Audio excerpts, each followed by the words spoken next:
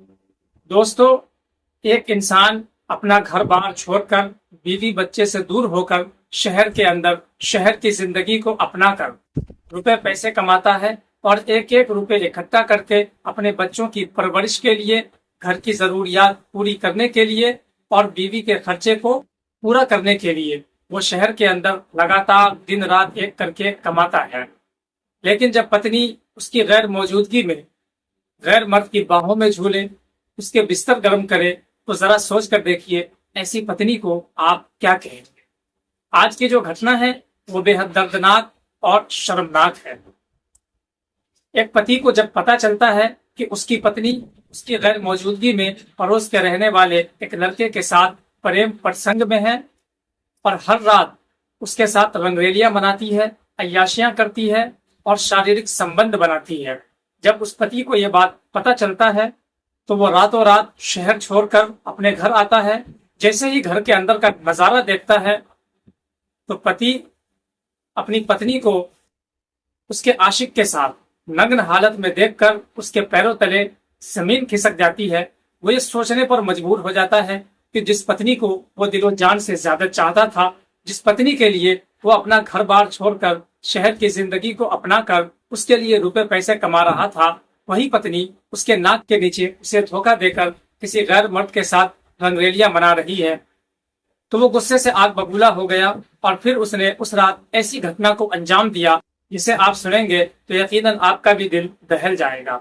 आइए इस घटना की पूरी सच्चाई को जानते हैं। आदाब, नमस्कार, मैं हूं मोहम्मद अजमत। क्राइम्स बैग पर आप दोस्तों का स्वागत है। दोस्तों, उत्तर प्रदेश का एक जिला है कौशाम्बी। कौशाम्बी जिले के रहने वाले महेश 16 जून 2024 को थाने में जाकर एक FIR लिखवाते हैं और कहते हैं कि उनका बेटा विजय, जिसकी उम्र 19 साल है, 16 जून से वो लापता है।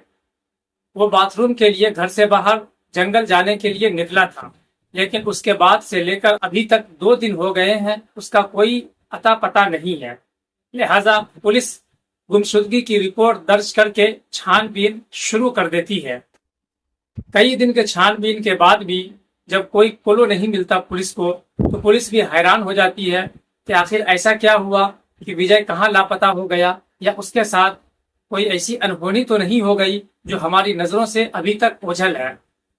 लिहाजा वो आसपास के लोगों से जब पूछना शुरू करते हैं, एक एक करके तकरीबन दर्जनों आदमी से जब वो पूछते हैं, उसमें से एक शख्स ऐसा निकलता है जो ये बताता है कि पड़ोस में रहने वाले रंजीत कुमार की पत्नी के साथ कई बार मैंने विजय को बात करते हुए देखा है।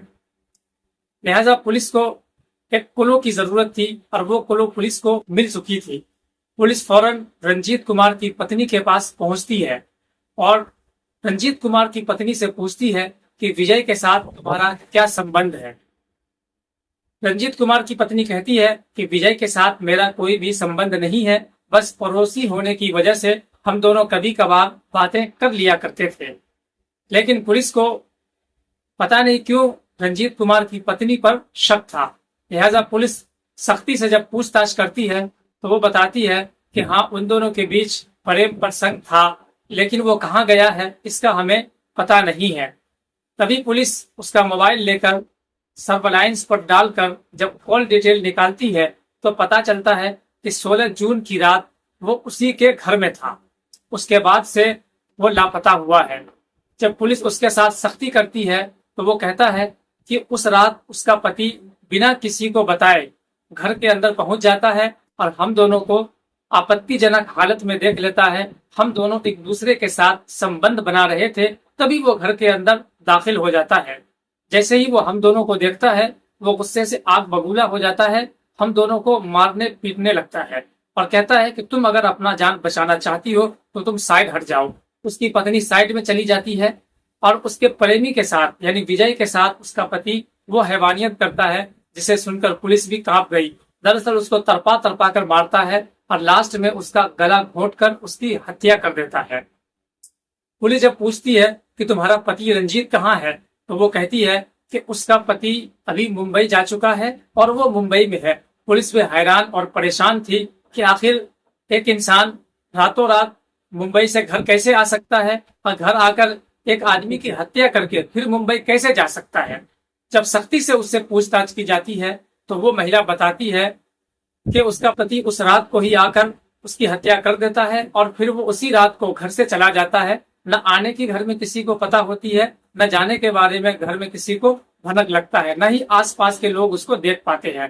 दरअसल वो रात के अंधेरे में आता है और फिर अंधेरे में ही वो गायब हो जाता है।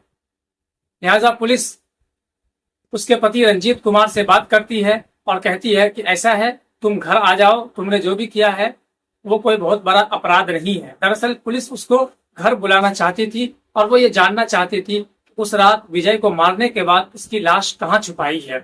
लिहाजा रंजीत जब गांव पहुंचता है तो पुलिस उसको कस्टडी में ले लेती है और उससे सख्ती से पूछताछ करती है कि तुम्हें आखिर किसने बताया कि तुम्हारी पत्नी का पास के रहने वाले विजय के साथ प्रेम प्रसंग चल रहा है। तो उसने कहा कि उसका एक दोस्त है, उसने फोन करके उसको ये सारी बात बताई कि तुम्हारी गैर मौजूदगी में तुम्हारी पत्नी विजय के साथ रंगरेलियां मनाती है और हर रात उसके बिस्तर को गर्म करती है। जब ये बात मैं सुना तो मैं आग बबूला हो गया और मैंने ठान लिया कि विजय को मैं सबक सिखाकर ही रहूंगा। लिहाजा मैंने रातों रात वहां से ट्रेन पकड़ा और गांव पहुंचा 2 दिन के बाद। और ठीक रात को जैसे ही मैं घर के अंदर दाखिल हुआ तो दोनों को एक दूसरे के साथ संबंध बनाते मैंने पकड़ लिया। तो मैंने अपनी बीवी को साइड हटाकर उसके प्रेमी की हत्या कर दी। तो फिर पुलिस ने पूछा उसकी लाश तुमने कहाँ छुपाई है। तो उसके पति ने कहा कि उसकी लाश को हमने प्रयागराज के नवाबगंज के जंगल में फेंक कर आया है।